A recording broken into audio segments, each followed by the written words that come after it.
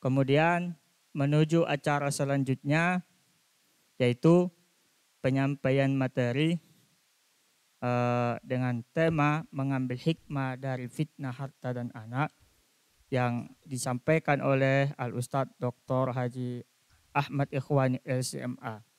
Kepada Al-Ustadz kami persilahkan. Terima kasih. Assalamualaikum warahmatullahi wabarakatuh. Waalaikumsalam warahmatullahi wabarakatuh. Alhamdulillah. Alhamdulillahilladzi tafarrada bil khalqi wat tadbir wa tasarrafa bil hikmatil balighati wa badi'it taqdir. La ya'zubu anhu mithqalu dzarratin fil ardi wa la fis samai wa huwal latiful khabir. Wa asyhadu an la ilaha illallah wahdahu la syarika lah. Tanazzaha 'anit tashbih wa taqaddasa 'anil nadhir. Wa asyhadu anna sayyidana Muhammadan 'abduhu wa rasuluh fa huwa sirajul munir. Allahumma shalli wa sallim wa barik ala sayyidina Muhammad wa ala alihi wa sahbihi wa man tabi'ahum bi ihsanin wa ala nahjil haqqi wal huda yasir. Bapak-bapak, ibu-ibu, seluruh jamaah, khususnya para tokoh, para asatidz dan para pemegang kebijakan di lembaga Syafana, ya, dan seluruh jamaah, seluruh hadirin yang mohon maaf tidak bisa saya sebutkan satu persatu tanpa mengurangi penghormatan saya kepada Anda semua. Alhamdulillah, segala puji bagi Allah Subhanahu wa Ta'ala.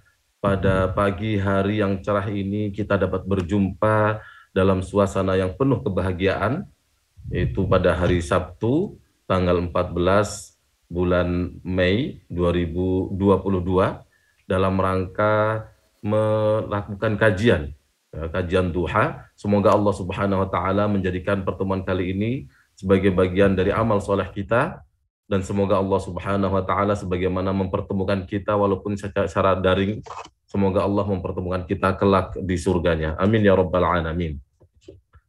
Salawat dan salam semoga senantiasa tercurahkan kepada junjungan kita Nabi Muhammad Sallallahu Alaihi Wasallam, juga kepada seluruh keluarga dan seluruh sahabat beliau. Semoga kita termasuk umat beliau yang akan mendapatkan syafaat beliau kelak fi yaumil qiyamah. Amin ya rabbal alamin. Bapak-bapak, ibu-ibu, dan seluruh hadirin dan jamaah yang semoga senantiasa dimuliakan oleh Allah Subhanahu wa Ta'ala. Sebagaimana telah disebutkan tadi, tema kita pada pagi hari ini adalah mengambil hikmah dari fitnah harta dan anak. Dalam Al-Quran terkait hal ini ada dua ayat, ya. Yang pertama dalam surat Al-Anfal, di mana Allah Subhanahu wa Ta'ala berfirman, wa'alamu, dan ketahuilah kalian semua, annama amwalukum wa auladukum fitnah. Sesungguhnya harta kalian dan anak kalian tidak lain adalah fitnah. Wa innallaha indahu ajrun azim. Dan sesungguhnya Allah memiliki di sisinya itu ada pahala yang agung. Kemudian di ayat lain, yaitu di surat At-Taghabun ayat 15, Allah Subhanahu wa Ta'ala juga berfirman, innama amwalukum wa auladukum fitnah. Sesungguhnya harta kalian dan anak-anak kalian tidak lain adalah fitnah. Wallahu indahu ajrun azim. Dan sesungguhnya Allah di sisinya terdapat pahala yang agung. Dalam dua ayat ini Allah Subhanahu wa Ta'ala menyebutkan bahwasanya anak dan harta adalah fitnah. Fitnah itu apa? Ini mungkin yang perlu kita jelaskan terlebih dahulu, karena selama ini yang kita dengar fitnah di Indonesia dengan istilah di Arab agak berbeda. Dalam sebuah film, ya, ayat-ayat cinta kalau tidak salah, di situ disebutkan hadhihi fitnah. Nah, di situ fitnah diartikan sebagai tuduhan. Dalam bahasa Indonesia fitnah biasanya diterjemahkan dengan tuduhan. Nah, tapi dalam bahasa Al-Quran dan bahasa Arab aslinya, fitnah adalah ikhtibar atau ibtila, ujian. Ujian, dan kadang juga fitnah bisa diartikan kekacauan. Nah, misalnya, jangan kita bangkitkan fitnah yang sudah tidur. Orang Arab sering mengatakan seperti itu. Jangan kita membangkitkan keributan yang sudah tenang. Hanya di Indonesia kemudian terjadi pergeseran makna dari fitnah yang artinya ujian, cobaan, atau kekacauan menjadi tuduhan. Sehingga terkadang perbedaan atau pergeseran ini membuat kita agak salah memahami ayat. Wal fitnatu asyaddu minal qatl. Fitnah itu lebih kejam daripada pembunuhan. Nah, fitnah dalam ayat itu bukan fitnah menuduh itu, tapi fitnah menimbulkan kekacauan, keributan di suatu masyarakat yang menghilangkan stabilitas. Nah, itu artinya fitnah, bukan maksudnya fitnah Indonesia. Fitnah yang artinya tuduhan. Nah, ini yang perlu diperjelas terlebih dahulu ya, sehingga kita bisa memahami lebih baik, yaitu mengambil hikmah dari ujian, cobaan, harta, dan anak. Ini jadi harta dan anak di dalam Al-Quran di salah satu ayat disebut sebagai ujian dan cobaan. Tentu harta dan anak ini bukan hanya ujian dan cobaan, tapi bisa berfungsi yang lain. Ya, di dalam ayat-ayat lain juga disebutkan demikian. Ya, misalnya tentang anak. Anak di dalam Al-Quran itu ada beberapa fungsi, ada beberapa hal yang tidak semuanya negatif selama sesuai dengan aturan syariat. Nah, misalnya di antara doa orang-orang ibadur rahman dalam surat At-Taghabun, itu terdapat surat ayat yang ke-15, terdapat doa orang soleh, di antaranya adalah Rabbana hablana min azwajina wa dzurriyyatina qurrata a'yun. Jadi anak-anak keturunan salah satu fungsinya menjadi qurrata a'yun, sumber kebahagiaan. Jadi di sisi lain anak bisa menjadi sumber kebahagiaan orang tua ketika anak tersebut terdidik dengan baik dan berbakti, soleh dan sebagainya. Tapi di sisi lain anak juga bisa menjadi ujian. Yang kita kaji sekarang adalah anak dan harta menjadi ujian. Bagaimana seorang anak atau anak dan harta menjadi ujian? Yaitu ketika melalaikan pemiliknya dari ketaatan kepada Allah Subhanahu wa Ta'ala. Apakah bisa demikian? Iya. Dalam Al-Quran dengan jelas Allah Subhanahu wa Ta'ala di dalam surat Al-Munafiqun, ya, ayat ke-9 itu Allah berfirman, ya ayyuhalladzina amanu, wahai orang-orang yang beriman, la tulhikum amwalukum wala auladukum an dzikrillah. Janganlah anak-anak dan harta kalian melalaikan kalian dari ingat kepada Allah. Ya. Wa may yaf'al dzalik, barang siapa melakukan itu faulaika humul khasirun, maka mereka adalah orang-orang yang merugi. Nah, di sini disebutkan bahwasanya harta dan anak-anak bisa melalaikan kita dari ingat kepada Allah, dan ini kenyataan seperti itu. Seringkali kita karena berambisi untuk mendapatkan keuntungan yang besar, kita berbisnis dengan tidak ingat Allah, dalam arti kita melakukan berbagai cara agar mendapatkan keuntungan yang besar. Walaupun dengan kadang menipu, maafin ya, atau kadang juga membuat orang lain rugi. Tidak jarang ini terjadi. Ada orang yang karena ingin mengumpulkan harta, takut dianggap tidak punya, atau karena gengsi, akhirnya misalnya sebagian orang yang mempunyai posisi jabatan melakukan tindakan korupsi misalnya. Nah, ini diantara fitnah dari harta yang membuat orang lalai kepada Allah Subhanahu wa Ta'ala. Jika orang lalai, atau jika sebaliknya, jika orang ingat Allah, maka seorang ulama mengatakan disebut ingat, zikir kepada Allah adalah diantaranya ketika saya berjualan dan saya menimbang barang yang dibeli orang, saya jual beras misalnya, ada orang membeli 1 kilo dan saya ingin mengurangi biar dapat untung, tapi saat itu saya ingat Allah, maka itu termasuk disebut zikir, ingat kepada Allah. Nah, di sini harta seringkali membuat orang lalai. Ya, lalai dalam arti karena ingin mendapatkan harta yang banyak atau sibuk dengan urusan hartanya, mengejar karir duniawi dan sebagainya, sampai dia lalai kepada taat kepada Allah, bahkan kadang melanggar apa-apa yang ditetapkan oleh Allah Subhanahu wa Ta'ala. Bahkan lebih dari itu, yang lebih bahaya juga, kadang karena harta orang saling merugikan orang lain, bahkan menghilangkan nyawa orang lain, kadang-kadang seperti itu. Ini Rasulullah SAW pernah bersabda, ya, kata beliau, saya ini tidak khawatir kalian akan musyrik, kata beliau. Atau beliau mengatakan, yang saya takutkan dari kalian adalah ketika antu besatu alaikumud dunya, ketika dunia dilapangkan bagi kalian, kama busyat ala man kana qablakum. Sebagaimana dunia dilapangkan bagi orang sebelum kalian, tapi efeknya apa? fatanafasuha. Mereka pun berlomba-lomba, bersaing, berkompetisi mendapatkan dunia. Kama tanafasu, takutkan kalian malah seperti mereka. Wa tuhlikukum kama ahlakatkum. Khawatirnya, kata Rasulullah, harta akan membinasakan kalian sebagaimana telah membinasakan mereka. Karena apa? Karena berkompetisi, berebut harta atau mencari berambisi tadi. Nah, ini diantara fitnah dari harta, ujian. Jadi jangan dikira ujian itu selalu nggak enak. Ujian itu bisa jadi sesuatu yang enak, yang bagus di mata kita. Karena Allah Subhanahu wa taala pun berfirman demikian, "Wa nabluukum bisyarri wal khairi fitnah." Nah, dalam surat Al-Anbiya ayat 35, Al-Anbiya ayat 35 Allah berfirman, "Wa nabluukum bisyarri wal khairi fitnah." Dan kami menguji kalian bisyarri, dengan sesuatu yang buruk yang tidak kalian sukai, wal khairi, dan kebaikan yang kalian sukai. Ya, fitnah sebagai ujian. Jadi kadang-kadang kita punya harta banyak, jangan dikira itu kita berarti sudah selamat, kita disayang Allah dan sebagainya, belum tentu. Kita kaya raya dan sebagainya, bisa jadi itu ujian dari Allah. Dan salah satu sifat manusia yang buruk ya disebutkan dalam Al-Qur'an itu adalah ketika dia diberikan kelapangan, diberikan kebaikan, lalu dia merasa bahwa Allah sedang memuliakan dia. Dia dengan merasa ujub, sombong, wah berarti saya sedang dikasihi Allah.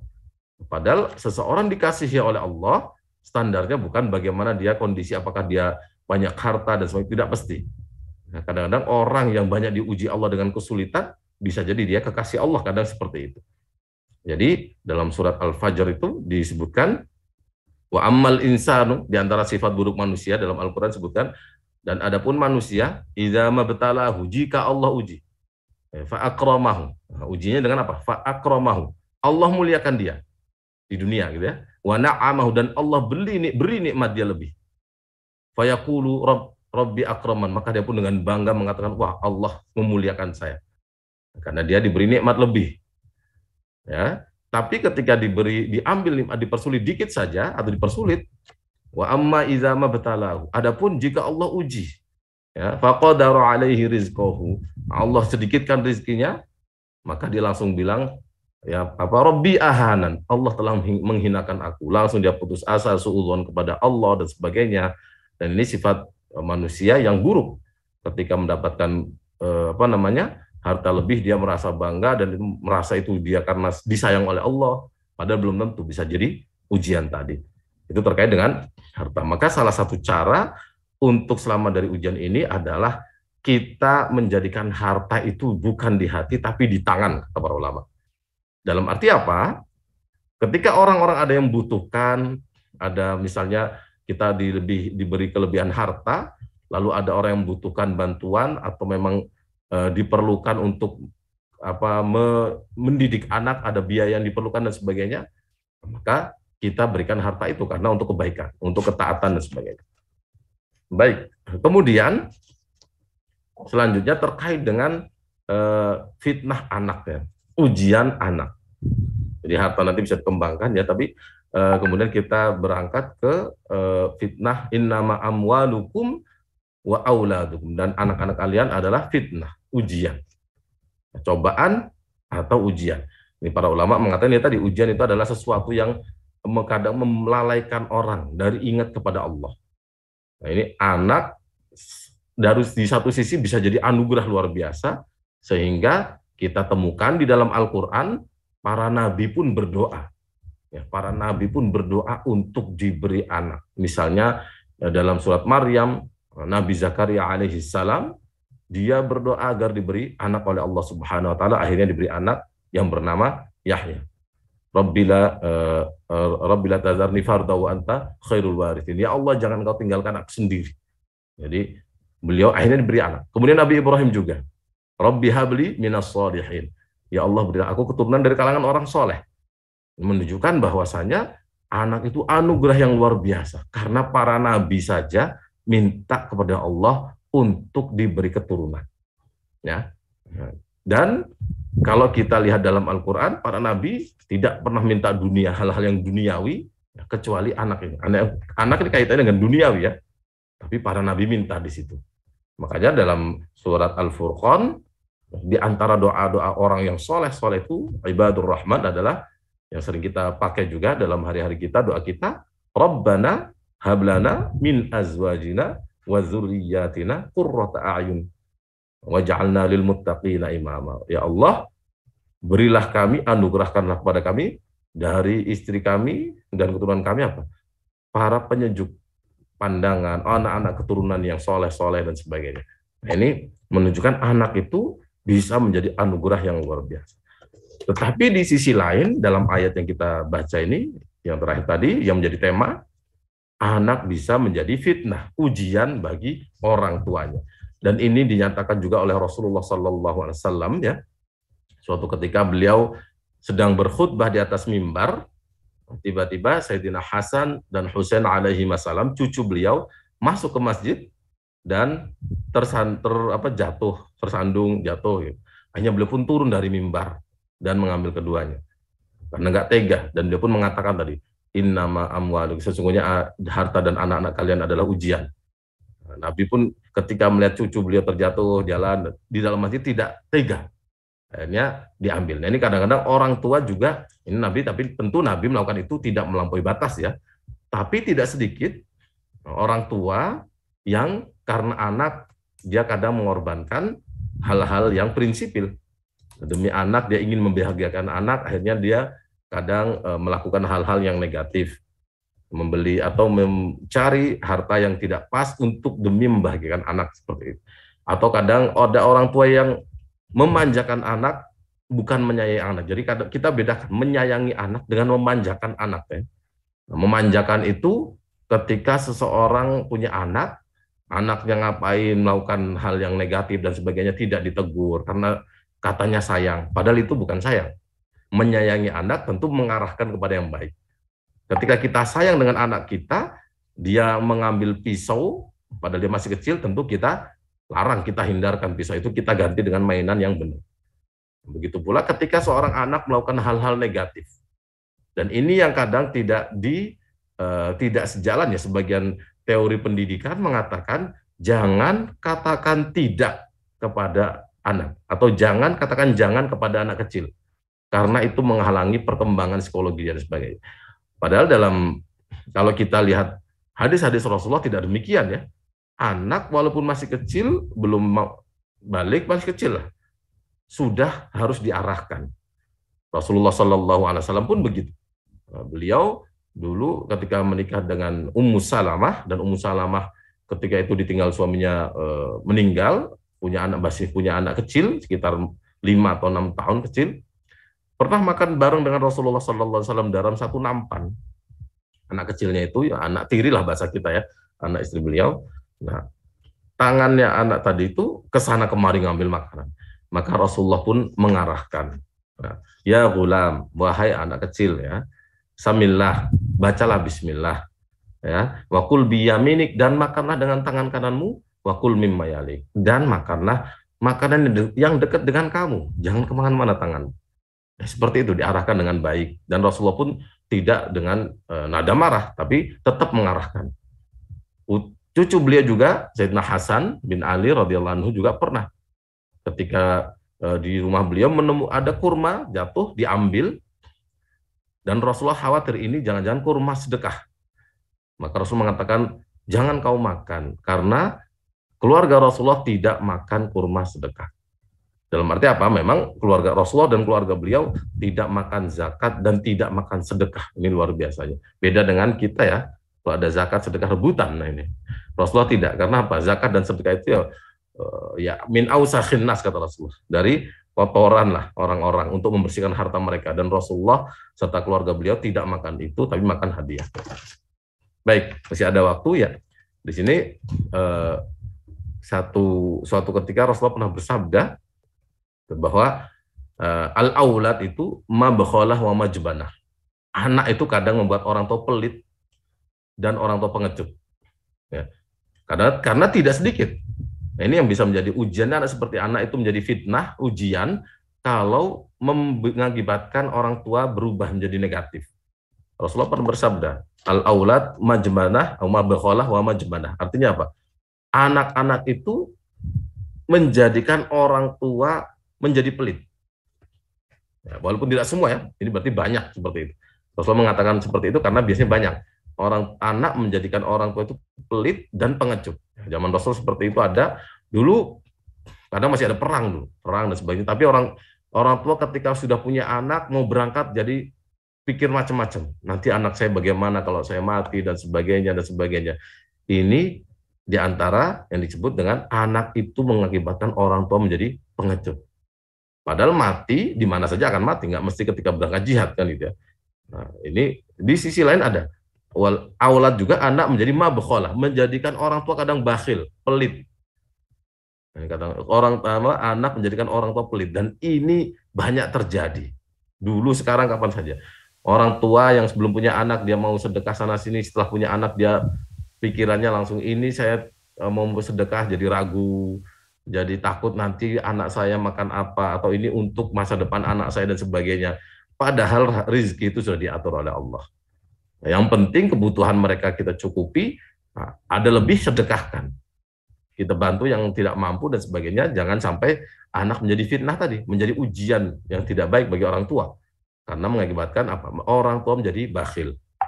Tapi realitanya memang tidak sedikit orang tua yang menjadi bakhil disebabkan oleh setelah dia punya anak.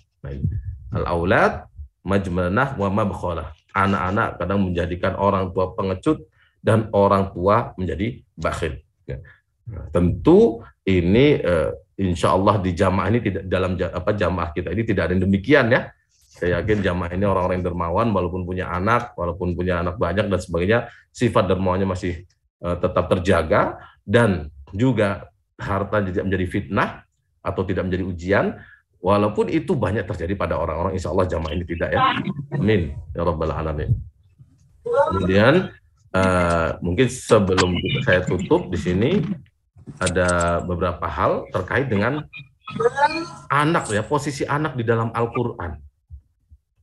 Sebagian ulama menyimpulkan ada 4 paling tidak. Yang pertama tadi, anak menjadi sumber kebahagiaan orang tua tadi. Ayatnya apa ya tadi? Rabbana hab lana min azwajina wa dzurriyyatina qurrata ayun.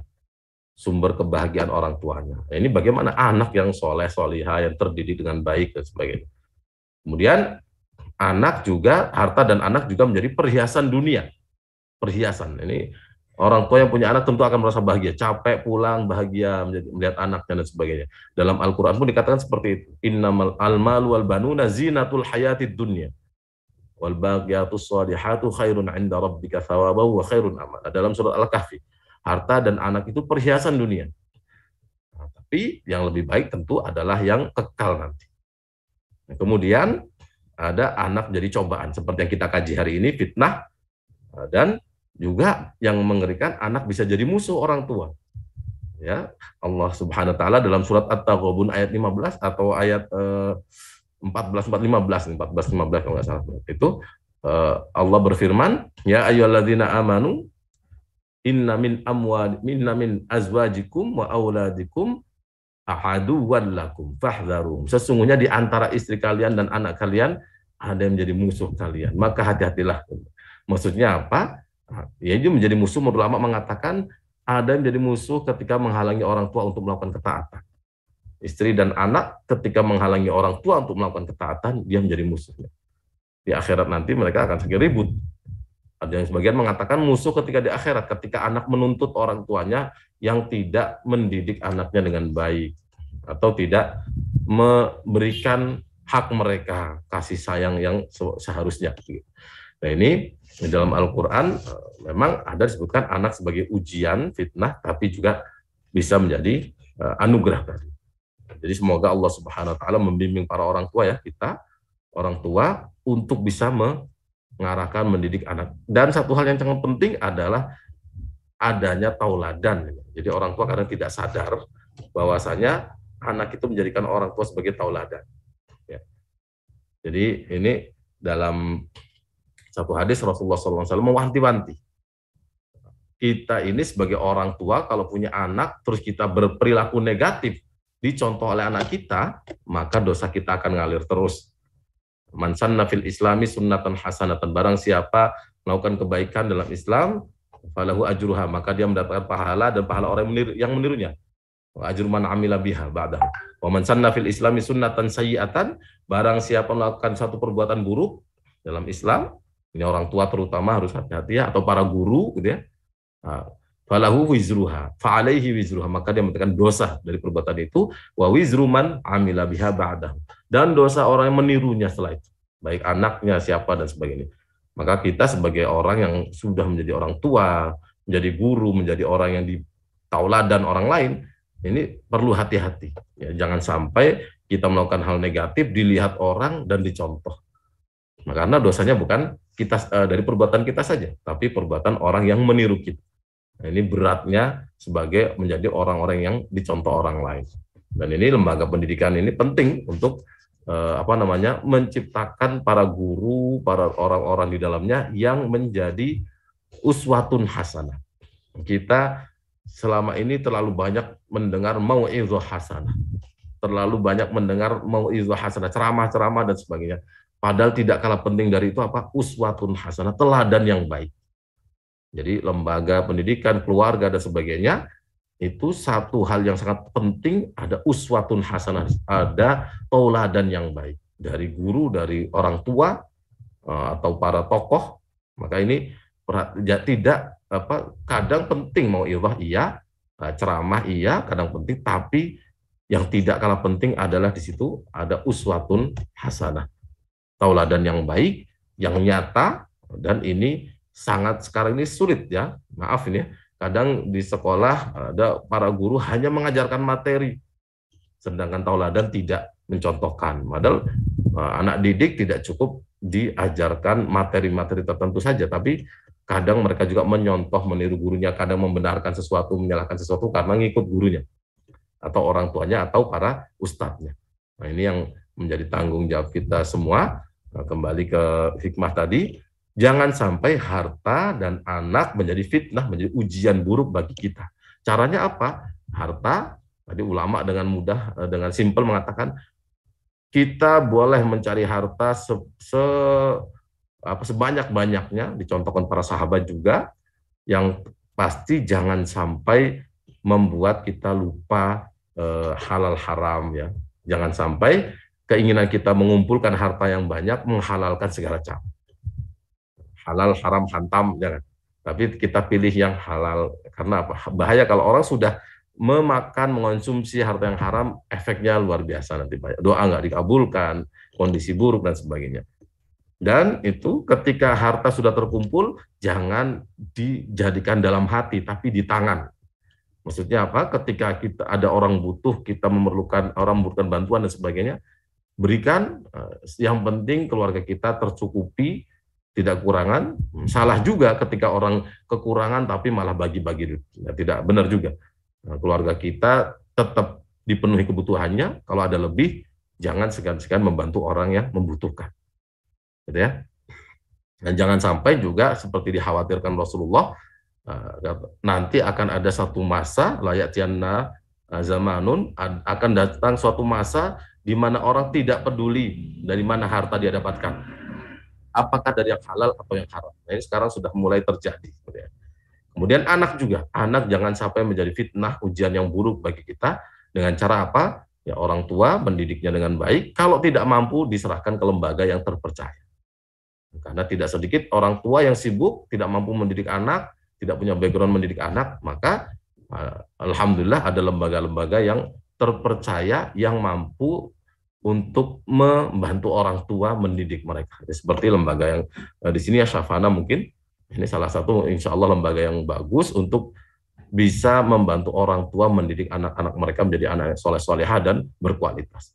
Nah, semoga Allah Subhanahu Wa Taala menjaga kita semua dan menjaga anak-anak kita dan menjaga keturunan kita menjadi anak-anak dan keturunan yang soleh, apalagi di zaman ini yang ujiannya lebih berat dibanding masa-masa sebelumnya. Nah, mungkin itu yang masih saya cukupkan ya. Nanti lanjutkan dengan dialog. Siapa tahu ada yang ini sudah ada pertanyaan. Saya serahkan kembali kepada moderator.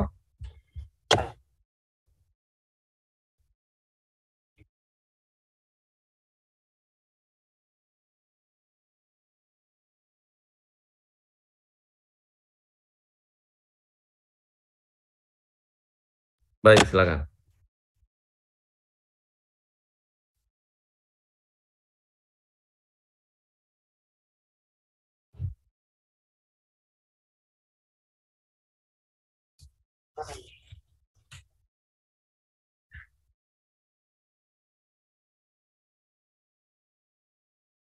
Baik. Langsung atau langsung? Ya. Baik. Baik. Terkait dengan anak ini dalam Al-Quran memang disebutkan beberapa fungsi tadi ya. Nah, anak bisa menjadi fitnah, bisa menjadi qurratu a'yun. Sekarang misalnya suatu orang tua punya anak dan dia dalam kondisi tertentu anaknya sudah menjadi fitnah, ujian yang buruk bagi dia. Nah, dia melakukan hal negatif, tapi kemudian sadar. Nah, bagaimana anaknya menjadi qurratu a'yun, mengubah anaknya menjadi sumber kebahagiaan orang tuanya, menjadi anak yang soleh. Maka di sini ya harus dimulai dari kesadaran bahwa pentingnya pendidikan, pentingnya tauladan tadi. Jadi anak misalnya orang tua di awal dia lalai karena anaknya yang sangat dia sayangi, akhirnya dia melakukan banyak hal negatif demi membahagiakan anak, lalu sadar gitu. Nah, maka caranya tadi, diantaranya mengarahkan anak tersebut pada pendidikan agama, dan orang tua penting sekali di sini, maaf ya, ini saya ingatkan bahwa kadang orang-orang kita ini manusia, frekuensi iman kita naik turun. Di antara yang menaikkan frekuensi iman kita adalah mengikuti kajian keislaman, ya, itu penting. Kalau di sebagian tempat ada pengajian dan sebagainya, kita kadang perlu itu, perlu dicas. Ya. Saya yakin di banyak tempat sekarang masjid-masjid mengerjakan itu. Ini penting, kadang kita sibuk dengan urusan dunia dan sebagainya. Nah, ini perlu ada dicas keimanan kita. Tidak kalah pula pentingnya kumpul dengan orang-orang yang soleh. Ya. Nah, kita sering dekat-dekat dengan orang soleh, para ustadz, para kiai yang soleh. Dekat dengan mereka, insya Allah ketika kita mau melakukan hal negatif, kita menjadi malu. Dan kita akan menyesuaikan dengan orang dekat kita. Jadi ketika anak tadi awalnya menjadi fitnah, ya, ingin kita jadikan qurratu a'yun, salah satunya dari diri kita sendiri, memperbaikinya, kemudian anak kita juga diarahkan kepada hal-hal yang positif, diantaranya dengan mendidik agama mereka, menguatkan pendidikan agama mereka, ya, karena setinggi-tingginya pendidikan, kita ingat ya, ayat yang pertama turun itu, Iqra bismi rabbikal ladzi khalaq, bacalah. Tapi itu bacalah tahu ya, belajarlah seluas-luasnya, tapi tetap bismi rabbikal ladzi khalaq. Ingat Allah tetap. Anda menjadi dokter, Anda menjadi apa saja, tetap harus ingat bahwa ada Allah yang terus mengawasi, mengevaluasi dan sebagainya. Ini kesadaran ini bisa ditanamkan pada anak kalau ada pendidikan agama. Jadi tetap tentu perlu ada keseimbangan, pendidikan umum silahkan, tapi jangan lupa pendidikan agama tadi. Demikian ya, Allah alam. Pak Sarah sudah menemukan solusinya ya Pak ya. Amin. Baik, pertanyaan selanjutnya Ustadz. Ini kan tadi Ustadz menjelaskan tentang arti fitnah ya Ustadz ya. Bisa dari sudut pandang yang berbeda tergantung konteks ayat. Ada tadi dijelaskan bahwa fitnah itu bisa tuduhan atau ujian. Nah, di sini ada yang bertanya jadi menfitnah itu tidak lebih kejam daripada pembunuhan ya Ustadz, seperti itu. Kemudian jika seperti itu, kan di Al-Quran ada tadi Ustadz baca ya Ustadz ya, al-fitnatu asyaddu minal qatl, seperti itu. Jika begitu, seperti apa dia bisa dikatakan pemitnah itu Ustadz? Sedangkan menggibah saja seperti makan bangkai saudara sendiri katanya. Seperti, ya. Dari mana tadi? Ulangi lagi Ustadz. Ya, poinnya. Jadi kan tadi Ustadz menjelaskan sudut pandang fitnah itu kan berbeda-beda Ustadz ya. Yang ditanya oleh Ibu Sri di chat Zoom, menfitnah itu tidak lebih kejam daripada pembunuhan ya Ustadz. Seperti itu. Kemudian, baik, mungkin langsung ya bisa saya pahami.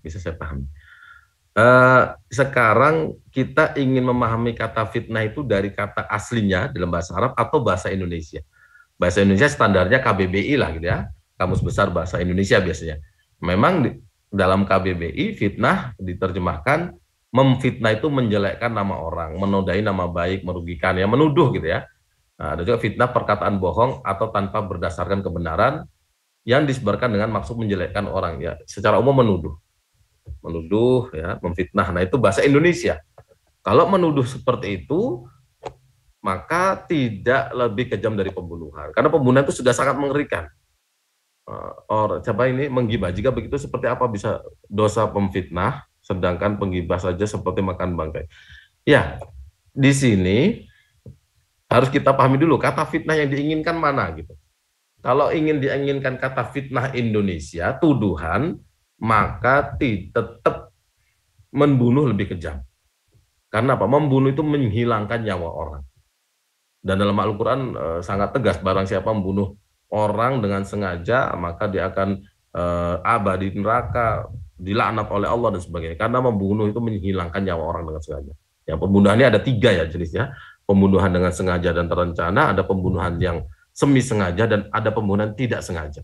Orang muslim bisa membunuh orang lain kalau tidak sengaja. Maka nali mukminin ayyaqtula mu'minan illa khata'a. Tidaklah seorang mukmin membunuh mukmin lainnya kecuali tidak sengaja. Contohnya apa? Ya tidak sengaja kita jalan naik mobil biasa, ternyata ada yang melintas, tidak sengaja ketabrak misalnya. Tidak sengaja. Tapi membunuh dengan sengaja itu dosanya sangat besar. Dosanya sangat besar. Itu tetap lebih besar daripada menuduh orang lain dia mencuri padahal nggak mencuri. Tetap lebih buruk membunuh. Nah ini kalau yang kita inginkan memfitnah ini adalah bahasa Indonesia, ya, maka membunuh lebih besar dibanding memfitnah yang bahasa Indonesia. Dan dosa pembunuhan. Jadi membunuh lebih kejam dibanding memfitnah yang bahasa Indonesia. Tetapi fitnah bahasa Arab itu artinya, yang fitnah itu adalah menimbulkan kekacauan dalam masyarakat, kita menimbulkan kekacauan dan akhirnya mereka saling bunuh, saling perang. Nah itu fitnah yang mengakibat seperti itu lebih kejam dari pembunuhan. Karena membunuh orang satu kalau fitnah bisa membuat peperangan, kekacauan dan sebagainya, gitu ya. Sudah. Apa dosa pemfitnah? Ini pemfitnah penuduh ya. Nah, dosa penuduh itu apa? Menuduh orang lain dengan tuduhan yang tidak benar termasuk dosa besar. Nah, sedangkan menggibah saja seperti makan bangkai sendiri ya. Makan bangkai saudara sendiri. Sekedar makan bangkai berarti kan orang mati dimakan bangkainya. Beda dengan membunuh. Intinya menuduh pencemaran nama baik itu termasuk dosa besar karena dia dalam zur ya, kata-kata dusta dan menuduh, tapi tetap membunuh itu lebih besar dosanya karena dia menghilangkan nyawa orang lain yang tidak mungkin tergantikan. Ini menuduh dengan itu. Memfitnah lebih berat juga Ustaz selamanya. Memfitnah lebih berat juga Ustaz selamanya. Selamanya menutup penyakit. Saya kurang paham. Terima kasih Ustaz atas penjelasannya Ustaz. Terima kasih Ustaz. Maaf Bapak Moderator, saya sampaikan memfitnah tadi dibacakan oleh Ustaz, memang memitnah itu berat sekali loh Ustadz, menutup rezeki, menyakiti selamanya. Mungkin kalau membunuh ya walau alam ya, tapi memitnah itu luar biasa dampaknya Ustadz. Itu yang saya maksudkan. Kalau memang tidak lebih kejam dari membunuh, saya ingin tahu seperti apa digambarkan dalam agama kita. Kalau menggibah saja digambarkannya sebagaikan memakan bangkai saudara sendiri. Kalau saya tidak paham ini, kalau saya salah mohon diluruskan. Terima kasih. Ya. Baik begini, kalau menuduh bahasanya perlu dipahami bahwa menuduh itu dalam menuduh dengan tuduhan tidak benar itu artinya buhtan ya. Terkait dengan gibah ya, Rasulullah SAW pernah bersabda, menggibah itu apa? Zikruka akhoka bima yaqah. Kita nyebut saudara kita dengan sesuatu yang tidak dia sukai. Saudara kita maaf misalnya pendek, sebut dia pendek. Nah, dia itu gibah ketika kita ngomong dengan orang lain, nyebut-nyebut hal-hal yang tidak dia sukai, pemilik kekurangan itu gibah. Itu menyebutkan sesuatu yang ada pada dia. Nah, ketika kita menyebut sesuatu yang tidak ada pada dia, tapi kita tempelkan pada dia, misalnya, oh dia mencuri dan sebagainya, padahal enggak.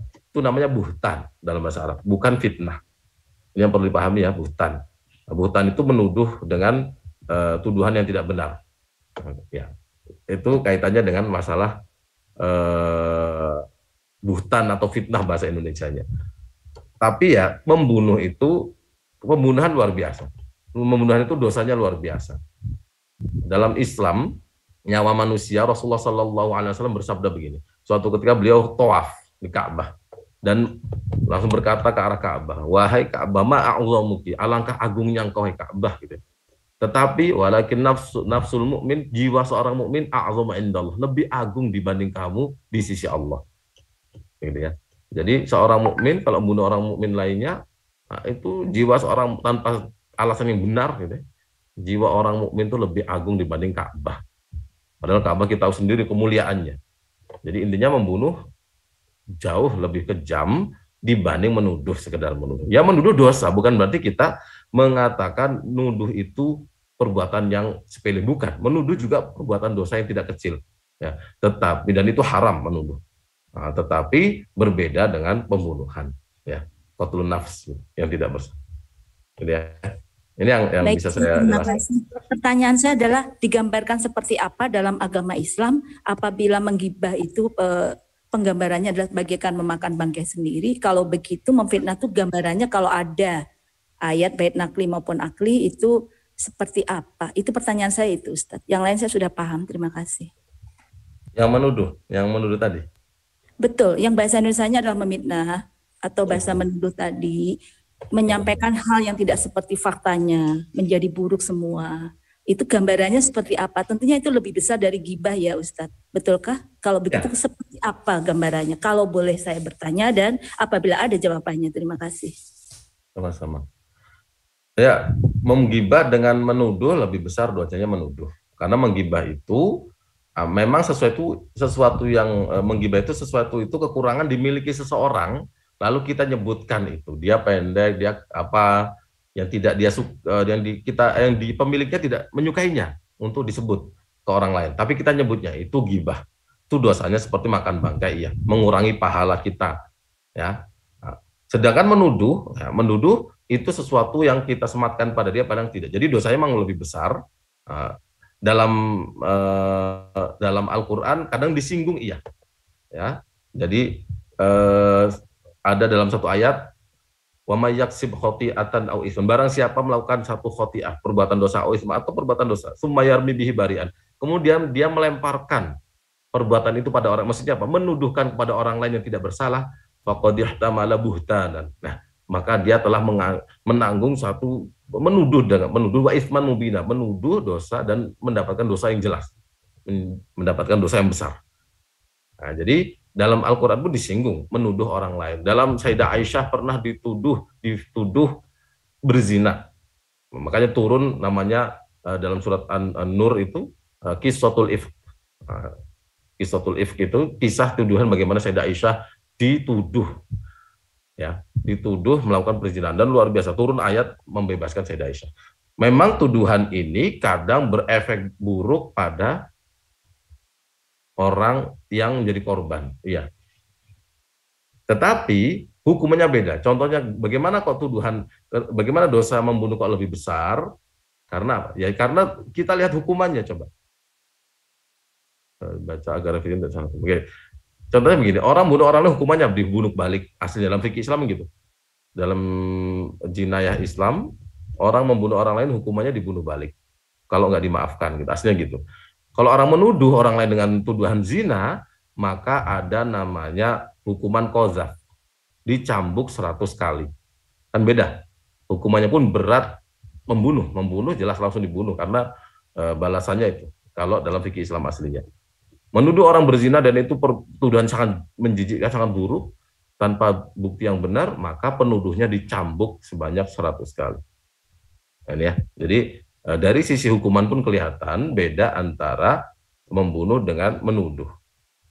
Bahkan jika menuduh itu menghilangkan kehormatan yang dituduh, seperti menuduh orang lain berzina tadi.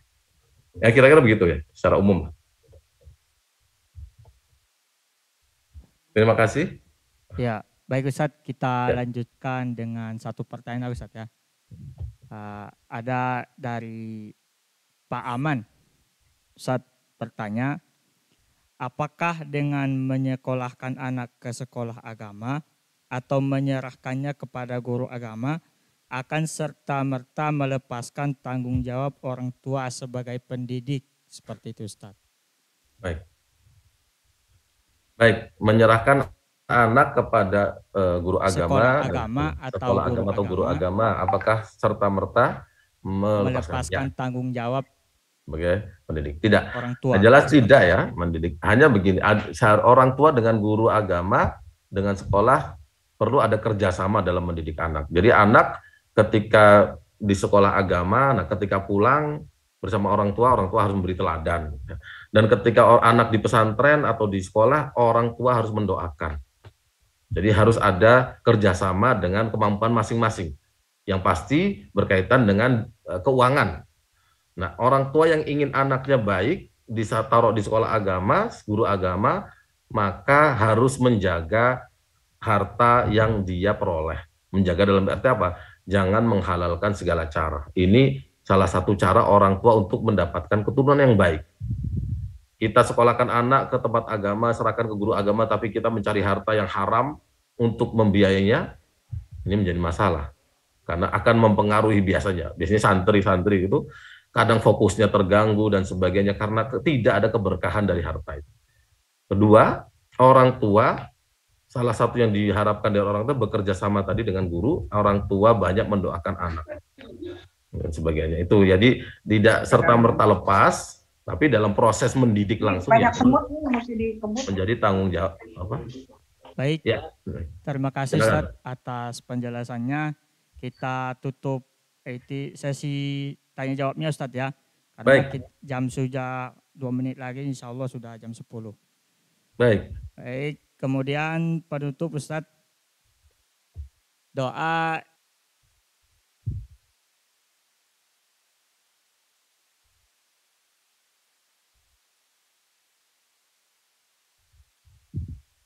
Halo Ustaz. Halo ya. Baik, selanjutnya. Maaf, suaranya hilang.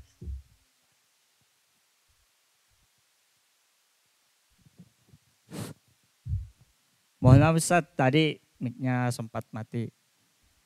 Sekarang dilanjutkan dengan doa Ustaz, mohon dibimbing Ustaz, doanya Ustaz. Baik, bismillahirrahmanirrahim. Marilah sebelum menutup acara ini, marilah kita bersama berdoa memohon kepada Allah Subhanahu wa taala semoga acara kita mendapatkan keberkahan dari Allah Subhanahu wa taala dan kita dijaga dari hal-hal yang tidak kita inginkan. Ala hadhihi niyya wa la kulli niyatin shalihah. Al-Fatihah. A'udzu billahi minasyaitonir rajim. Bismillahirrahmanirrahim. Alhamdulillahirabbil alamin. Arrahmanir rahim. Maliki yaumiddin. Iyyaka na'budu wa iyyaka nasta'in. Ihdinas siratal mustaqim. صراط الذين أنعمت عليهم غير المغضوب عليهم ولا الضالين. أعوذ بالله من الشيطان الرجيم. بسم الله الرحمن الرحيم. الحمد لله رب العالمين حمدا يوافي نعمه ويكافئ مزيده. يا ربنا لك الحمد كما ينبغي لجلال وجهك الكريم وعظيم سلطانك. اللهم صل وسلم على سيدنا محمد في الأولين وصل وسلم على سيدنا محمد في الآخرين وصل وسلم على سيدنا محمد في الملأ الأعلى إلى يوم الدين.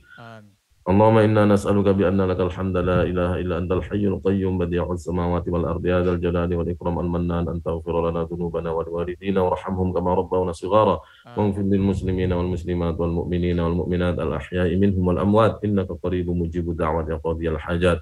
Allah ya Allah, jadikanlah kami hamba-Hamba-Mu yang bertakwa ya Allah, jadikanlah kami para orang tua yang dapat mendidik anak-anak kami dengan baik ya Allah, dan jadikanlah guru-guru dari anak-anak kami, guru-guru yang mampu memberikan pendidikan yang baik ya Allah, dan jagalah kami dari harta yang haram ya Allah, dan juga jagalah putra-putri kami dari perilaku-perilaku negatif dan akhlak yang buruk ya Allah.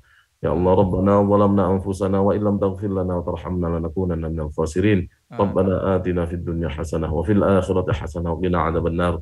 Subhana rabbika rabbil izzati amma yasifun wa salamun alal mursalin walhamdulillahi rabbil alamin. Alhamdulillah. Terima kasih Ustaz, doanya mudah-mudahan Allah Subhanahu wa taala mengijabah doa kita semua. Amin ya rabbal alamin. Baik, sebelum acara ini ditutup, saya sebagai MC memohon maaf yang sebesar-besarnya atas salah khilaf yang ada pada diri saya sendiri. Kemudian saya tutup acara ini dengan bacaan Alhamdulillahirabbil alamin. Terima kasih Ustaz. Sama-sama. Maaf, kamera saya ada masalah. Baik Ustaz.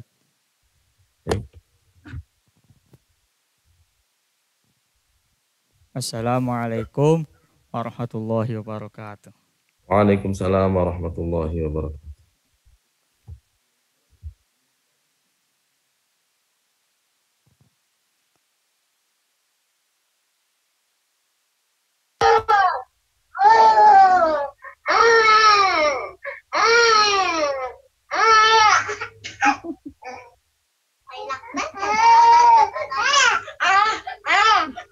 Syukran jazilan ya Dok.